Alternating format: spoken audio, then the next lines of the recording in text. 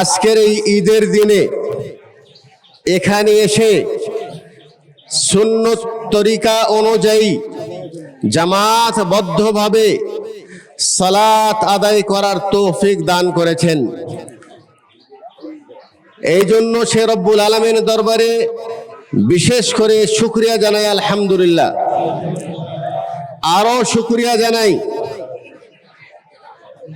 যে এই অনুকূল পরিবেশে আল্লাহ পাক আমাদেরকে তার দেওয়া বিধান অনুযায়ী এই খোলা আকাশের নিচে বৃষ্টির আবির্ভাব হবে মনে হচ্ছিল। আল্লাহ পাক দয়া করেছেন, আল্লাহ অনুগ্রহ করেছেন, আমাদেরকে সালাত আদায় করার তৌফিক দান করেছেন। এই জন্য আবার শুকরিয়া জানাচ্ছি আলহামদুলিল্লাহ। যে ভাইয়েরা একটু দাঁড়িয়ে আছেন মেহেরবানি করে বসেন, একটু বসেন, আর কোনো আওয়াজ করবেন না। ঈদ এটা কোনো দুনিয়াবি কোনো উৎসব নয়, এটা একটা ধার্মিক উৎসব, আল্লাহ প্রদত্ত দেওয়া বিশেষ দিন। আল্লাহ পাক নিজে বলেছেন, ওয়ালিকুল্লি উম্মাতিন জাআলনা মানসাকান, আমি প্রত্যেক সম্প্রদায়ের জন্য মানসাক, আমি তাদের উৎসব দিয়েছি,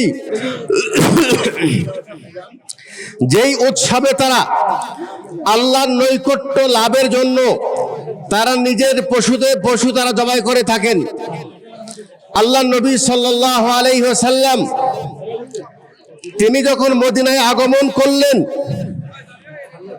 তখন তিনি দেখলেন মদিনাবাসীরা তারা 2 দিন বিশেষভাবে আনন্দ ফুর্তি করে, খেলাধুলা করে।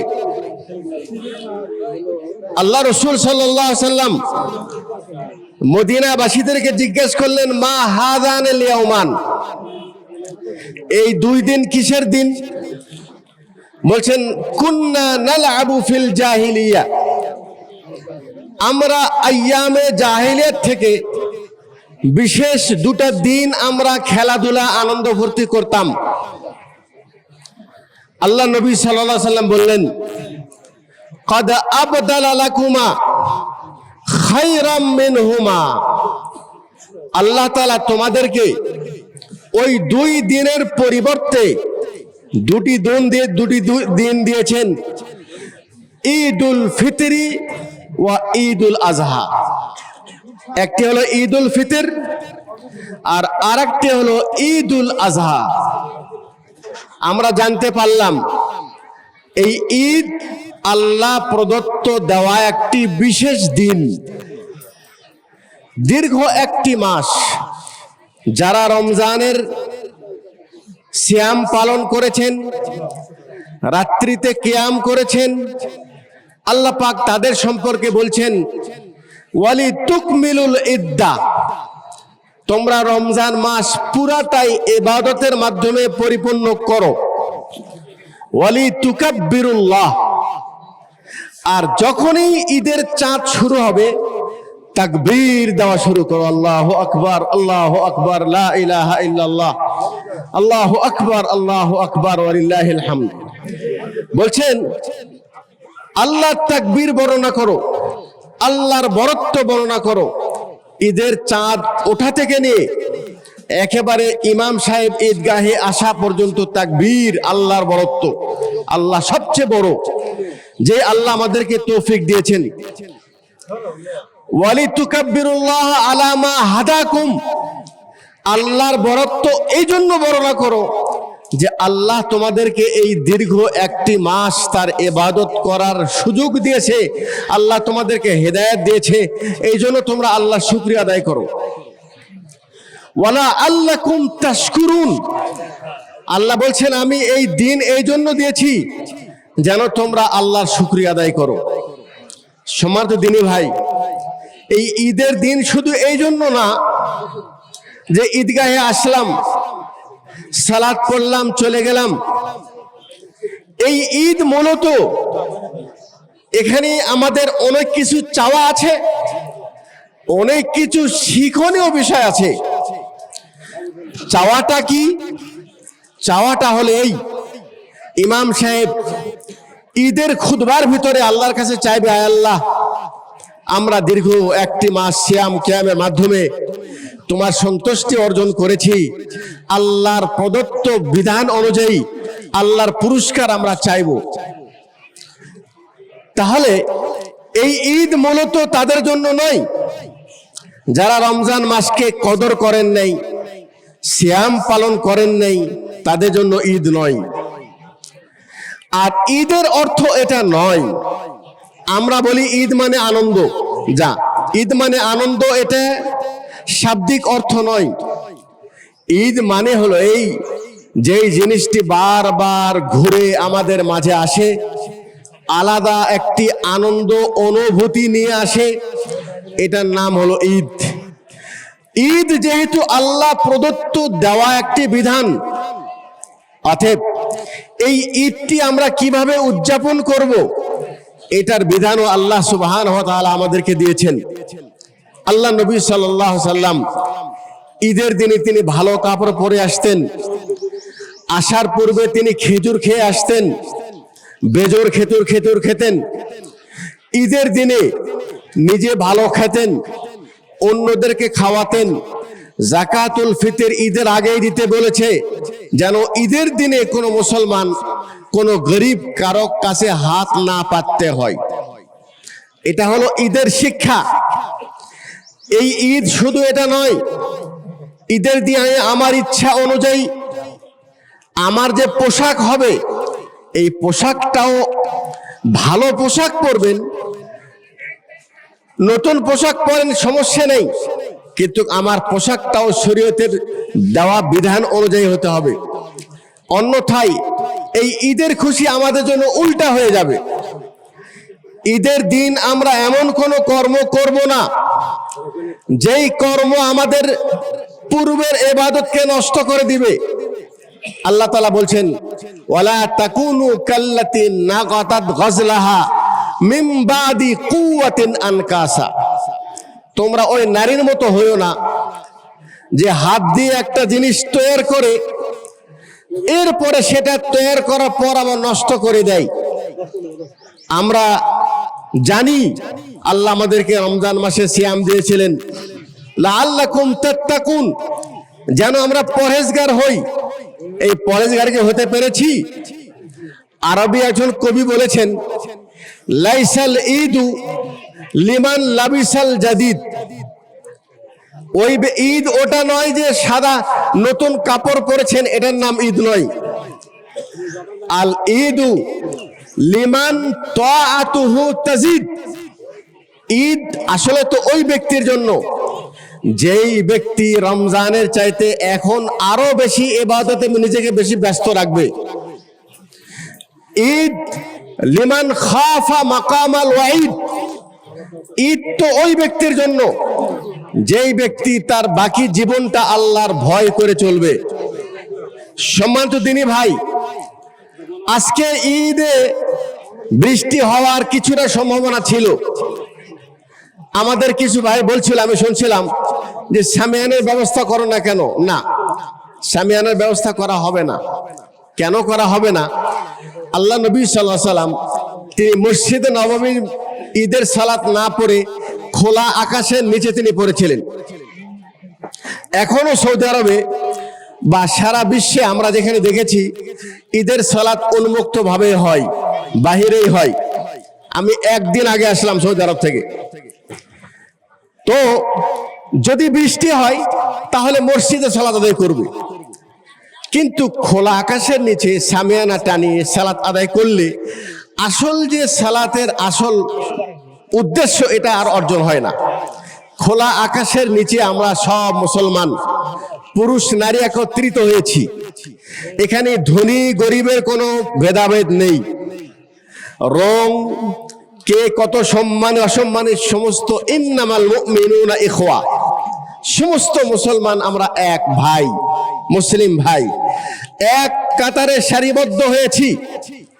আল্লাহকে আমরা বুঝাচ্ছি, আয় আল্লাহ, আমাদের বাড়ির মাঝে পার্টিশন আছে, আমাদের বাড়ি একজন আর একজনের চাইতে আলাদা, কিন্তু আমরা সবাই তোমার বান্দা। আমরা সবাই সবাই একত্রিত হয়ে এক কাতারে সারিবদ্ধ হয়ে সালাত আদায় করে আল্লাহকে আমরা স্পষ্ট বুঝিয়ে দিলাম, আয় আল্লাহ, এই খোলা আকাশের নিচে আমরা তোমার কাছে এই সালাতের মাধ্যমে আয় আল্লাহ তোমার সন্তুষ্টি অর্জন চাই। এজন্য এটাই সুন্নত অনুযায়ী আলহামদুলিল্লাহ আল্লাহ আমাদেরকে বৃষ্টিও দিলেন না, সুন্নত অনুযায়ী খোলা আকাশের সালাত আদায় করার সুযোগও দিলেন, আলহামদুলিল্লাহ। সম্মানিত দিনী ভাই, আমি খুব সংক্ষিপ্ত আকারে আপনাদেরকে দুটি কথা বলবো। আমি আসার কয়েকদিন আগেই কেন্দ্রে থেকে বলল যে আমাদের পাশেই, যেহেতু আমার বাসাও আমার আপনাদের পাশেই, যে এখানে একটা ঈদগাহে সালাত আদায় করার মানে করার না, সমস্যা নেই, আলহামদুলিল্লাহ। আলহামদুলিল্লাহ আমি একটা জিনিস উপলব্ধি করলাম, সেটা হলে আপনি যে সুন্নত অনুযায়ী সালাত আদায় করলেন, এই পরিবেশটাও বাংলাদেশের অনেক জায়গায় নেই, তাই নাকি? আলহামদুলিল্লাহ আপনি সৌভাগ্যবান, আপনি এমন একটা এরিয়াতে আছেন যেখানে মানুষ ইবাদত বন্দেগী করে, কোনো মাযহাব ভিত্তিক নয়, কোনো ইমাম বা পীরের বলার তরিকা অনুযায়ী নয়, বরং আপনি এখানে ইবাদত বন্দেগী করেন পবিত্র কোরআন এবং সুন্নাত অনুযায়ী। এটা একটি বড় নিয়ামত, কারণ আল্লাহ নবী সাল্লাল্লাহু আলাইহি সাল্লাম তিনি আমাদেরকে বলেছেন যে মুসলমানদের মধ্যে বিভক্তি হবে, কিন্তু সেই বিভক্তি কতটা 72 দলের বেশি হবে, 73 দলে হবে। কুল্লুহুম ফিন্নার ইল্লা ওয়াহিদা, সবাই জাহান্নামে যাবে এক দল ব্যতীত, সে কে? মা আনা আলাইহি ওয়া আসহাবি, যারা আমার আদর্শ মেনে চলবে, আমার সাহাবীর আদর্শ মেনে চলবে। আমরা যদি মুসলমানদের অবস্থার দিকে তাকিয়ে দেখি, আলহামদুলিল্লাহ যারা নিজেকে আহলে হাদিস বলে পরিচয় দেয়, ওনারা তাদের জীবনের যাবতীয় সমস্যা সমাধান করেন মা আনা আলাইহি ওয়া আসহাবের ভিত্তিতে। অতএব আল্লাহ পাকের শুকরিয়া আদায় করেন, তার সাথে সাথে মনে রাখবেন আল্লাহ যত আমার প্রতি নিয়ামত দিয়েছেন, আল্লাহ আমার পাকড়াও অত বেশি করবে। আমি একজন মুসলিম, আমার সবচেয়ে বড় চাওয়া, আমার চাওয়া শুধু দুনিয়া নয়, রব্বানা আতিনা ফিদ দুনিয়া ওয়া মা লাহু ফিল আখিরাতি মিন খালাক। যারা শুধু আল্লাহকে বলে আল্লাহ দুনিয়া দাও, দুনিয়া দাও, দুনিয়া দাও, ওয়া মা লাহু ফিল আখিরাতি মিন খালাক, আখিরাতে তাদের জন্য কিছু নেই। আমরা চাই রব্বানা আতিনা ফিদ দুনিয়া হাসানা ওয়া ফিল আখিরাতি হাসানা। আয় আল্লাহ দুনিয়ার হাসানা চাই, আখিরাতেরও হাসানা চাই। একটু ভাই, দুনিয়ার হাসানা মানে টাকা বেশি তা নয়, দুনিয়ার হাসানা মানে হলো এই, আয় আল্লাহ আমার জীবনটাকে সুখীময় জীবন করো। দুনিয়ার হাসানা জীবন মানে হলো আমি যে খানাটা খাবো, আল্লাহ তুমি সেই খানাটা হালাল পন্থায়, আল্লাহ তুমি তা থেকে বরকত দান করো। আমার পরিবার, আমার সন্তানাদি হাসানা চাই। হাসানা মানে হলেই আমার স্ত্রী যেন দিনদার হয়, আমার স্ত্রী যেন তারা আমার আনুগত্যশীল হয়। আমার সন্তানের হাসানা মানে আমার সন্তান যে দুনিয়ায় বড় ডিগ্রি হোক, অর্জন করুক, কিন্তু আমার উদ্দেশ্য হলে আমার সন্তান যেন নেক হয়। সম্মানিত দিনী ভাই, আমরা মুসলিম, আমরা বিশ্বাস করি আল্লাহ পাক আমাদের জন্য এই পৃথিবীর পরে আরেকটি জীবন রেখেছে, সেটা হলো ইয়াউমুল আখিরা, আখিরাতের জীবন। আর ওই জীবনে আল্লাহর সামনে আমাকে হিসাবের কাঠ ঘরায় দাঁড়াতে হবে, এতে কোনো সন্দেহ আছে? 100%। ওয়াবিল আখিরাতে হুম ইউকিনুন, মুসলমানরা আখিরাতকে বিশ্বাস করে। আমরা ওই হিন্দু ধর্ম অবলম্বন করি না যে মরার পর আমার লাশকে পুড়িয়ে দিবে, আমার গুনাহ সব মাপ, এমনটা নয়। আমরা বিশ্বাস করি মৃত্যুর পর কবরে আমাকে জিজ্ঞাসা করবে মান রব্বুক ওয়া মা দীনুক। ভাই একটু বসেন, বেশি লম্বা করবো না, খুব শর্টকাট শেষ করুন, একটু প্লিজ। কবরে যে জিজ্ঞাসা করবেন, কি জিজ্ঞাসা করবেন? মান রব্বুক ওয়া মা দীনুক ওয়া মান নাবিয়্যুক। এর উত্তর আমি ইচ্ছা করলে দিতে পারবো না। এই উত্তরটা দিবে যিনি আল্লাহ তার প্রতি রাজি হবেন, যিনি এই দুনিয়ায় সঠিক জীবন যাপন করেছেন সে বলতে পারবে রব্বি আল্লাহ, আমার রব আল্লাহ, আমার দিন ইসলাম, আমার নবী মুহাম্মদ সাল্লাল্লাহু আলাইহি ওয়াসাল্লাম। আমি ইচ্ছা করলে উত্তর দিতে পারবো না। সেই দিন যদি আমার উত্তর সঠিক হয় তাহলে আমার কবর জান্নাতের দিকে খুলে দেওয়া হবে।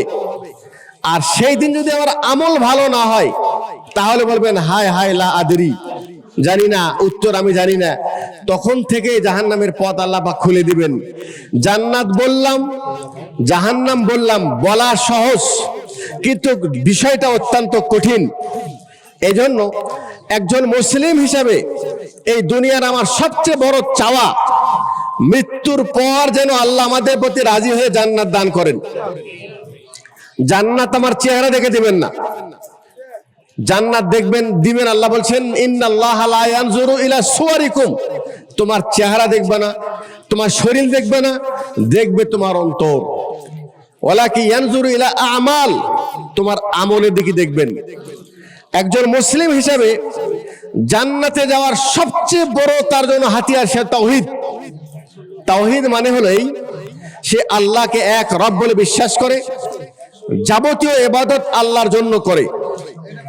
কোন মুসলমান যদি আল্লাহর সাথে শিরিক করে তাহলে সে চিরস্থায়ী জাহান্নাম। অতএব জান্নাতে যাওয়ার সর্বপ্রথম মূল হাতিয়ার, আমাদের দেশে একটা কথা আছে, মিফতাহুল জান্নাহ আস-সালাহ, আছে না নাই? বলে জান্নাতে যাওয়ার চাবি হলো নামাজ। জান্নাতে যাওয়ার চাবি নামাজ নয়, নামাজ ইসলামের একটি রুকুন, স্তম্ভ, কিন্তু জান্নাতে যাওয়ার চাবি হলো তাওহীদ, মানে তার ঈমান যেন ঠিক থাকে, শিরক যেন মিশ্রিত না হয়। 1 নম্বর হাতিয়ার। 2 নম্বর হাতিয়ার, আমার আমল যেন সঠিক থাকে রাসূলের তরিকায়।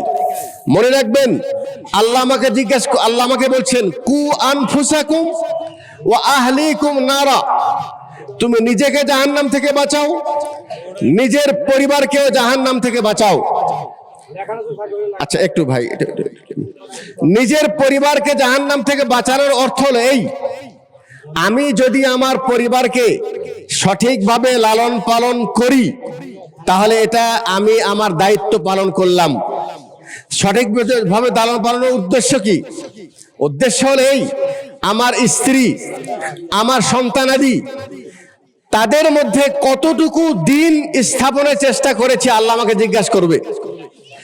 আমার স্ত্রীকে যত দামি কাপড় পরাই, যত দামি বাড়িতে রাখি, আমি স্বামী হিসাবে যদি আমার স্ত্রীকে 5 ওয়াক্ত সালাত আদায়কারী না করাতে পারি, তাকে যদি সিয়াম পালন না করাতে পারি, চেষ্টা না করি, তাকে ইসলামে পর্দা না শিখিয়ে দেই, কিয়ামতের দিন আল্লাহর সামনে আমাকে দায়ী হতে হবে।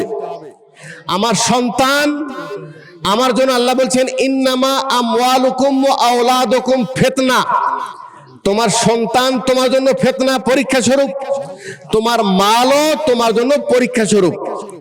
অতএব আমরা দুনিয়াবী ক্ষেত্রে আমার সন্তানকে আমি চাই যে দুনিয়ায় তার পায়ে একটা কাঁটাও যেন না লাগে, কাঁটাও যেন না ফোটে, এটা আমরা চেষ্টা করি। একটুখান জ্বর হলেই ডাক্তার কাছে নিয়ে যাই। আপনি পিতা হিসাবে সন্তানকে ভালোবাসেন, ঠিক আছে, কিন্তু আপনি কি জানেন আপনার সন্তানকে যেভাবে আপনি লালন পালন করছেন, আপনি তো তাকে ফজরের সময় উঠান না। কেন উঠান না? যে ফজরে উঠালে ঘুমের ডিস্টার্ব হয়, ঘুম কম হয়ে যাবে, এই মহব্বত করে তাকে ফজরে উঠান না। আপনি নিজে 5 ওয়াক্ত নামাজ পড়েন, আপনার সন্তান নামাজ পড়ছে কিনা আপনার কোনো এই বিষয়ে কোনো মাথা ব্যথা নেই। আপনি আপনার সন্তানের প্রতি আসলে প্রকৃত আপনি পিতা হিসেবে তাকে ভালোবাসার আসল পাত্র হতে পারেন নাই। দুনিয়াবী ক্ষেত্রে ওকে ভালো স্কুলে পড়াচ্ছেন, ভালো কাপড় পরাচ্ছেন, আপনি মনে করেছেন আমি একজন সফল সন্তান পিতা। না, কোরআন খোলেন, কোরআন বলছে রব্বানা আরিনাল্লাযাইনি আযাল্লানা মিনাল জিন্নি ওয়াল ইনসি নাজআলহুমা তাহতা আকদামিনা। এই সন্তান আমার অধীনস্থ যারা আছে, কুল্লুকুম রাইন ওয়া কুল্লুকুম মাসউলুন আন রাইয়াতিহি, তুমি দায়িত্বশীল, একজন পরিবারের মূল ব্যক্তি দায়িত্বশীল, এবং তার অধীনস্থ তার স্ত্রী, তার সন্তানাদি, তার কাছে কর্মরত ব্যক্তিগণ, এই বিষয়ে উনি দায়িত্বশীল। ওদেরকে যেমন খাওয়ার ব্যবস্থা করবে, পড়ানোর ব্যবস্থা করবে, ঠিক তেমনই তাদেরকে দিনের উপর প্রতিষ্ঠিত করার জন্য চেষ্টা করাও তার উপর অবশ্যই দায়িত্ব। এটা যদি আমরা করি, আমার দায়িত্ব পালন করলাম। আর যদি না করতে পারি, আল্লাহর সামনে আমার জবাবদিহি করতে হবে। কোরআন বলছে, আল্লাহ বলছেন, আরিনাল্লাযাইনি আযাল্লানা মিনাল জিন্নি ওয়াল ইনস। সন্তান যখন আল্লাহর সামনে দায়ী হয়ে যাবে, সন্তান 5 ওয়াক্ত নামাজকারী ছিলেন না, সন্তানকে আপনি হারাম টাকা খাওয়াইছেন, সন্তানকে আপনি দিন শিখান নাই, এই সন্তানকে যখন জাহান্নামে দেওয়ার নির্দেশ দেওয়া হবে, সন্তান বলবে, না আল্লাহ, আরিনাল্লাযাইনি আযাল্লানা, যারা আমাকে পথভ্রষ্ট করেছে, আল্লাহ তুমি তাদেরকে আমার কাছে নিয়ে আসো। পথভ্রষ্ট কে করেছে? পথভ্রষ্ট করে পিতামাতা, পথভ্রষ্ট করে তাদের ওস্তাদ, পথভ্রষ্ট করে যারা ধর্মের নেতা যারা আছে, তারা পথভ্রষ্ট করে। বলছেন তাদেরকে নিয়ে আসেন, আমরা তাদেরকে আমাদের পায়ের নিচে রেখে তাদেরকে খুঁজতে চাই। কি হলো? আল্লাহ কোরআন পড়েন, ইয়াউমা ইয়াফিরুল মারউ মিন আখি ওয়া উম্মিহি ওয়া আবি ওয়া সাহিবাতিহি ওয়া বানি। কিয়ামতের দিন আমার স্ত্রীকে এত ভালোবাসি, আমার সন্তানকে এত ভালোবাসি, একটু ওদের অসুস্থ হলে পাগল হয়ে যাই, কোন ডাক্তারের কাছে যাব, কিভাবে চিকিৎসা করব? এই সন্তানের জন্য আপনি হালাল হারাম বাছেন নাই, আপনি নিজে ভালো কাপড় পরেন নাই, আপনি নিজে ভালো কিছু খান নাই, সন্তানদেরকে ভালো খাওয়াচ্ছেন, সন্তানদেরকে ভালো পড়াচ্ছেন। কোরআন বলছে তোমার সন্তান যদি নেক না হয়, তাহলে ইয়াফিরুল মারউ মিন আখি, তোমার ভাই তোমার কাছে আসবে না, তোমার সন্তান তোমার কাছে আসবে না, তোমার স্ত্রী তোমার কাছে আসবে না। কেন আসবে না কাছে? কাছে এজন্য আসবে না, হয়তোবা আমার কাছে তারা সওয়াব চাইবে। আল্লাহ রাসূল বলছেন যে একজন ব্যক্তি যদি এমন হয়, জান্নাত জাহান্নাম নেকি আর গুনার পাল্লা ওজন করার পর দেখতেছে তার মাত্র একটা নেকি দরকার। কয়টা নেকি ভাই? একটা নেকি দরকার। ওই একটা নেকির জন্য সে দৌড়ে যাবে বাবার কাছে, মা বাবার কাছে, দৌড়ে যাবে স্ত্রীর কাছে, সন্তানের কাছে, আরে তোমাদের জন্য আমি কতই না কষ্ট করেছি, একটা নেকি আমাকে দিলে আমি জান্নাতে যাব। শরীয়তের ভাষা, ওই একটা নেকি দিবে না। যেই সন্তানকে আমরা আপন মনে করি, এরা যদি নেক হয় তাহলে ভালো, আর নেক যদি না বানাতে পারেন, তারা আপনার শত্রু হবে। কোরআন বলছে শত্রু, ইন্নামা আজওয়াজুকুম, বলছেন লা কিনাম ইন্না মিন আজওয়াজিকুম ওয়া আওলাদিকুম আদুউল লাকুম, তোমার স্ত্রী তোমার সন্তান তোমাদের শত্রু হবে। শত্রু হওয়া মানে হলেই তারা নেকি তো দিবেই না, আর তারা যেহেতু দিনদার ছিল না, অতএব আল্লাহর সামনে বলবে, আল্লাহ আমার মা বাপ আমাকে ছোটবেলা কোরআন শিখাই নেই, নামাজ না পড়লেও বলে নেই, আমাকে খানা খাওয়ার আদব শিখাই নাই, ডান হাতেও খাতাম বাম হাতেও খাতাম, বাড়িতে ঢুকতাম সালাম দিতাম না, কিছুই শেখাই নেই, ইসলাম সম্পর্কে আমাদের চিন্তাই নেই। ঈদের সালাত শেষ, মাঠ অর্ধেকের বেশি খালি, তার মানে তাদের এই বক্তব্যের দরকার নেই। ওনারা আসছেন শুধু নামাজ পড়ে চলে যাবেন, এখান থেকে কিছু নিতে হবে। আচ্ছা, আপনি কি হাদিস জানেন? রাসূল বলছেন, কোন ব্যক্তি যদি খাওয়ার শুরুতে বিসমিল্লাহ বলে, ঘরে ঢোকার সময় বিসমিল্লাহ বলে, শয়তান ওই খেতে খাওয়াতে অংশগ্রহণ করতে পারে না, ঘরেও ঢুকতে পারে না। বিসমিল্লাহ বলে খানা খাওয়া, এটা কি খুব কষ্টের কাজ? ঘরে ঢুকতে বিসমিল্লাহ বলে ঘরে ঢুকবো, এটা কি খুবই কষ্টের কাজ? তো এতটুকু কাজ আমরা করতে পারি নাই, সন্তানদেরকে শিখাতে পারি না। যাই বেটা, যখন তুমি ঘরে আসবা সালাম দিবা। আপনি কি আপনার স্ত্রীকে ফোন করলে সালাম দেন? দেন না, লজ্জা করেন।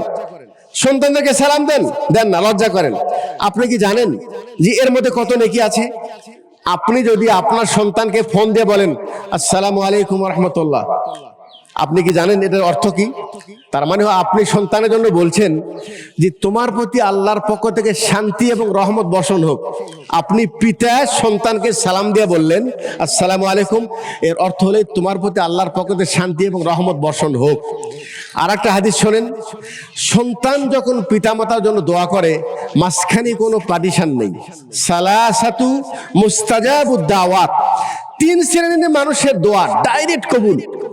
একটা হলো পিতামাতা সন্তানের জন্য দোয়া করলে, আর একটা হলো মাজলুম।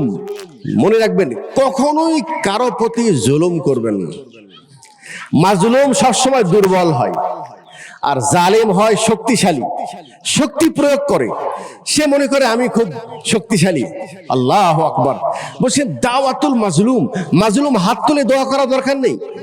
মাজলুমের মন থেকে কষ্ট যেটা বের হবে ডাইরেক্ট আপনি ধ্বংস হয়ে যাবেন। আপনি কিভাবে ধ্বংস হবেন কিছু বুঝবেন না। পিতামাতার দোয়া ডাইরেক্ট কবুল হয়ে যায়, মাজলুমের দোয়া ডাইরেক্ট কবুল হয়ে যায়, দাওয়াতুল মুসাফির, মুসাফিরের দোয়া কবুল হয়ে যায়। তাহলে আপনি পিতামাতার দোয়া তো কবুল হবেই। এই জন্য রাসূল বলছেন লা তাদউ আলা আওলাদিকুম ওয়ালা আলা আমওয়ালিকুম, তুমি কখনোই তোমার মুখ থেকে কোনো বদদোয়া বের করবা না। নিজের জন্য, পরিবারের জন্য, মাল সম্পদের জন্য কখনোই বদদোয়া মুখ থেকে বের করবা না। তার মানে সন্তানকে কখনো বলবো না এই তুই ধ্বংস হয়ে যা, তুই ভালো হবি না, হ্যাঁ তোর এটা হোক সেটা হোক। হয়তো এমন সময় বলবেন ডাইরেক্ট কবুল। এরপরে যতই কান্নাকাটি করেন কোনো লাভ নেই। আমরা তো বুঝি না, আমাদের ভিতরে সেই চেতনা নেই। আপনি দোয়া করতে সমস্যা আছে, যখনই ঢোকেন সন্তান দেখলেই বলেন আল্লাহ এতে ভালো করুক, আল্লাহ তোমাদেরকে সংশোধন করুক। আমরা আরব দেশে দেখি ছোট বাচ্চা, সে আমার সন্তান হোক আর যার সন্তানই হোক, দেখলেই হাতে মাথায় হাত বুলাবে আসলাহাক আল্লাহ, আল্লাহ তোমাকে সংশোধন করুক। দোয়া, দোয়া দিতে তো সমস্যা নেই, আমি দোয়া করতে কোনো সমস্যা না, যে কোনো দোয়া আল্লাহ কবুল করে নেবেন। অতএব আল্লাহ বলছেন ওয়াল্লাযীনা আমানু ওয়াত্তাবাতুহুম যুররিয়াতুহুম বিঈমানিন আলহাকনা বিহিম যুররিয়াতাহুম। দুনিয়ায় যেরকম চাই আমার সন্তান আমার কাছে থাক, আমার সন্তান সুখে থাক, আমরা চাইবো আখিরাতেও যেন আমার সন্তান আমার স্ত্রী আমার কাছে থাক। কিভাবে থাকবে? আল্লাহ এই সূরা তুরে বলছেন ওয়াল্লাযীনা আমানু ওয়াত্তাবাতুহুম যুররিয়াতুহুম বিঈমানিন, যারা নিজে ঈমানদার সন্তানদেরকেও ঈমানদার বানানোর চেষ্টা করবে, আমি আল্লাহ তাকে এবং তার সন্তানকে একসাথে জান্নাতে রাখবো। ইজা মাতাল ইনসান, মানুষ মারা গেলে মানুষের আমল বন্ধ হয়ে যায়। ইল্লা সালাসা, 3টি পথ খোলা থাকে, তার মধ্যে একটি হলো ওয়ালাদুন সালিহুন ইয়াদউ লাহু। আমি পুরা ঈদগার মানুষ আপনার আব্বার জন্য দোয়া করলে এই দোয়া পৌঁছার কোনো গ্যারান্টি নেই। আপনি সন্তান, মা বাপ মারা গেছে, আপনি প্রথমে নেক হন। শর্ত হলেই সন্তান নেক হতে হবে, ইয়াদউ লাহু, পিতামাতার জন্য দোয়া করতে হবে। তাহলে নেক সন্তান দোয়া যতদিন করবে, নেক সন্তান আপনি বানাইছেন কষ্ট করে। ছোটবেলায় বাচ্চাকে কোরআন শিক্ষা দিয়েছেন, ইসলামী আদব শিক্ষা দিয়েছেন, নামাজি বানাইছেন। এই সন্তান আজীবন যত ভালো কাজ করবে তার সওয়াব কবরে আপনি পাবেন। কই আমরা কি চাই? আপনি কি আসলে আপনার জন্য কল্যাণকর না? আমরা আসলে বুদ্ধিমান না। আমরা মনে করছি দুনিয়ার সুখ শান্তির চাবি আমার হাতে। এটা ভুল, ভুল। এটা আপনি অবৈধ পন্থায় টাকা উপার্জন করে টাকার পাহাড় বানান, কোনো লাভ নেই। কখন যে কোন বিপদ আপনার উপর আসবে আপনার চোখের সামনে দেখেন দুনিয়ার খেলা। অতএব দুনিয়ার শান্তি আমার শুধু লক্ষ্য নয়, আমাদের লক্ষ্য দুনিয়াও চাই, রব্বানা আতিনা ফিদ দুনিয়া হাসানা, দুনিয়ার ভালো চাই, আখিরাতের ভালো চাই। তার মানে হলেই ইসলামের নীতি নির্দেশনার মধ্যেই আমার দুনিয়ার কল্যাণ রয়েছে, আখিরাতের কল্যাণ রয়েছে। একটা উদাহরণ নেন, যেটা একটা উদাহরণ বললাম, যে আপনি যদি ঘরে ঢুকতে বিসমিল্লাহ বলেন, খানা খাওয়ার সময় বিসমিল্লাহ বলেন, তাহলে আপনি একটা ইসলামের একটা নিয়ম মানলেন, তাই নয় কি ভাই? আপনার লাভ কি? লাভ হলেই আপনার খাওয়াটা শয়তান শরীক হতে পারবে না, ঘরেও শয়তান শরীক হতে পারবে না। আর খাওয়ার সময় যদি বিসমিল্লাহ না বলেন, ডান হাতে না খানেন, ওই খাওয়াই শয়তান শরীক হয়। আমার খাওয়াতে শয়তান শরীক হওয়া মানে কি জানেন? শয়তান আমার কোনো সময় ভালো চায় না। শয়তান ওই খাওয়ার ভিতরে বরকত তুলে নেবে। ওই খানা খাবো, আমার শরীরে রোগ হবে। ওই খানা আমি খাবো, আমার শরীরে পুষ্টি হবে না। ওই খানা আমি খাবো, কিন্তু ওই খানার দ্বারা আমার কোনো উপকারে আসবে না, শক্তি পাবো না। কিন্তু আপনি হয়তো একটা গরিব মানুষ, হালকা কোনো এমন জিনিস খাচ্ছেন যেটা মূল্যবান না, দামি না, বিসমিল্লাহ বলে খাচ্ছেন, আল্লাহ তার মধ্যে বরকত দিবে। এই জন্য কালকে আমি একজনকে বলছিলাম, আমাদের চাওয়া আয় আল্লাহ আমাদেরকে বেশি দাও বেশি দাও তা না। আল্লাহ তুমি আমাদেরকে রিজিক দিচ্ছ, আল্লাহ তুমি রিজিক মধ্যে বরকত দান করো, এটা হলো আমাদের চাওয়া। শুধু চাবেন সন্তান দাও সন্তান দান, ভুল। আমার ছেলে দরকার, ভুল। আপনি বলেন আয় আল্লাহ আমাকে নেক সন্তান দাও। এই জন্য সকাল সন্ধ্যা দোয়া পড়তে হয়, আল্লাহুম্মা ইন্নী আসআলুকা ইলমান নাফিআন ওয়া রিজকান তাইয়িবান ওয়া আমালান মুতাকাব্বালা।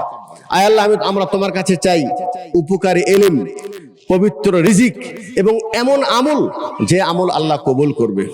আমি আল্লাহর কাছে আজকে এই জুমার খুতবায় আমার জন্য, সকল মুসলিম ভাই আপনাদের জন্য দোয়া করি। আল্লাহ, যে রমজানুল মুবারক মাস আল্লাহ তুমি আমাদেরকে দিয়েছিলে, আমরা সেটা ইবাদতের মাধ্যমে উদযাপন করেছি, যতটুকু আমরা পেরেছি আমরা সেটাকে পালন করেছি। শেষে একটি ইবাদত ছিল, আপনারা হয়তো করেছেন, যাকাতুল ফিতর। রাসূল বলছেন যাকাতুল ফিতর খাদ্য দ্রব্য দিয়ে ঈদগাহে আসার আগেই গরিবদের দিয়ে দিতে হবে। দিলে লাভ কি? তুহরাতুল লিসাইম, সিয়াম পালনকারীর রোজার মধ্যে কোনো ত্রুটি থাকলে আল্লাহ সেটাও পবিত্র করে দিবেন। সব হয়ে গেছে, আজকে ঈদের দিন। আয় আল্লাহ তোমার কাছে চাওয়া, আমরা মুসলিম, আল্লাহ তোমার প্রতি ঈমান রাখি। আমরা শুধু দুনিয়ার কল্যাণ চাই না, আমরা চাই দুনিয়ারও কল্যাণ চাই, আখিরাতের কল্যাণ চাই। আমরা জান্নাত চাই, আমরা জাহান্নামকে ভয় পাই। অতএব আয় আল্লাহ তুমি আমাদেরকে তোমার খালেস বান্দা হিসাবে গ্রহণ করে নাও। আয় আল্লাহ যেই পথে চললে তুমি আমাদের প্রতি রাজি এবং খুশি হবে, আল্লাহ তুমি সেই পথে আল্লাহ তুমি আমাদেরকে তৌফিক দান করো। আল্লাহুম্মা ইন্না নাসআলুকাল জান্নাহ ওয়া মা কাররাবা ইলাইহা মিন কওলিন আও আমাল। আয় আল্লাহ আমরা জান্নাত চাই এবং যে আমল আমাদেরকে জান্নাতের দিকে নিয়ে যাবে আল্লাহ সেটা চাই। আল্লাহুম্মা ইন্নী আউযু বিকা মিনান নার। আল্লাহুম্মা ইন্না নাসআলুকা ওয়া নাউযু বিকা মিনান নার, জাহান্নাম থেকে মুক্তি চাই। ওয়া মা কাররাবা ইলাইহা মিন কওলিন আও আমাল, আর যেই কর্ম এবং কথা জাহান্নামে মানুষদেরকে নিয়ে যাবে আল্লাহ সেটা থেকে আমরা মুক্তি চাই। আল্লাহুম্মা আহসিন আকিবাতানা ফিল উমুরি কুল্লিহা ওয়া আজিরনা মিন খিজিদ দুনিয়া ওয়া আযাবিল আখিরাহ। আল্লাহুম্মা আসলিহ আওলাদানা, আল্লাহুম্মা আসলিহ ইয়ালানা, আল্লাহুম্মা আতিক রিকাবানা মিনান নার। আয় আল্লাহ তুমি আমাদের গর্দানকে জাহান্নাম থেকে বাঁচাও। ওয়া রিকাবা আবাইনা ওয়া উম্মাহাতিনা ওয়া আজওয়াজিনা ওয়া যুররিয়াতিনা মিনান নার। আমার মা বাপের গর্দান, আমার স্ত্রীর গর্দান, সন্তানের গর্দান আল্লাহ জাহান্নাম থেকে আল্লাহ তুমি মুক্তি দান করো। আল্লাহুম্মা কফিনা বিহালালিকা আন হারামিক ওয়া আগনিনা বিফাজলিকা আম্মান সিওয়াক। আয় আল্লাহ তুমি আমাদেরকে হালাল উপার্জন করার তৌফিক দান করো। সকল ধরনের হারাম উপার্জন থেকে আল্লাহ তুমি আমাদেরকে মুখাপেক্ষী, মানুষের মুখাপেক্ষী থেকে আল্লাহ তুমি আমাদেরকে হেফাজত করো। আল্লাহ আমরা তোমার মুখাপেক্ষী, কোনো মানুষের মুখাপেক্ষী নয়। আল্লাহুম্মা মাশফি মারদানা ওয়া মারদাল মুসলিমিন। আয় আল্লাহ আমাদের যারা অসুস্থ আছেন, সমস্ত মুসলমানের মধ্যে যারা অসুস্থ আছেন আল্লাহ তুমি তাদেরকে শিফা দান করো। আল্লাহুম্মা মাগফিরলি জামিই মাউতাল মুসলিমিন। আয় আল্লাহ সকল মুসলমান মাইয়েদেরকে আল্লাহ তুমি ক্ষমা করে দাও। আল্লাহুম্মা মাগফির লানা ওয়ালি ওয়ালিদিনা ওয়ালি জামিইল মুসলিমিন ওয়াল মুসলিমাত। আল্লাহ আমাদেরকে ক্ষমা করো, আমাদের পিতামাতাদেরকে ক্ষমা করো। আল্লাহ সকল মুসলিমদেরকে আল্লাহ তুমি ক্ষমা করে দাও। রব্বানা আতিনা ফিদ দুনিয়া হাসানা ওয়া ফিল আখিরাতি হাসানা ওয়া কিনা আযাবান নার। সুবহানা রাব্বিকা রাব্বিল ইজ্জাতি আম্মা ইয়াসিফুন ওয়া সালামুন আলাল মুরসালিন ওয়ালহামদুলিল্লাহি রাব্বিল আলামিন। একটি কথা, সেটা হলেই ঈদের দিনে সাক্ষাতে আমরা যে গলা মিলাই এটার প্রয়োজন নেই। একটি সুন্নতি দোয়া আছে, সালাম করবে আর বলবে তাকাব্বালাল্লাহু মিন্না ওয়া মিনকুম। তার মানে আল্লাহ তুমি আমারটাও কবুল করো, তারটাও কবুল করো। এই অনুযায়ী আমরা ইনশাআল্লাহ আজকে অনুষ্ঠানটি শেষ করব। সুবহানাকাল্লাহুম্মা ওয়া বিহামদিকা আশহাদু আল্লা ইলাহা ইল্লা আনতা আস্তাগফিরুকা ওয়া আতুবু ইলাইক। আসসালামু আলাইকুম ওয়া রাহমাতুল্লাহি ওয়া বারাকাতুহু।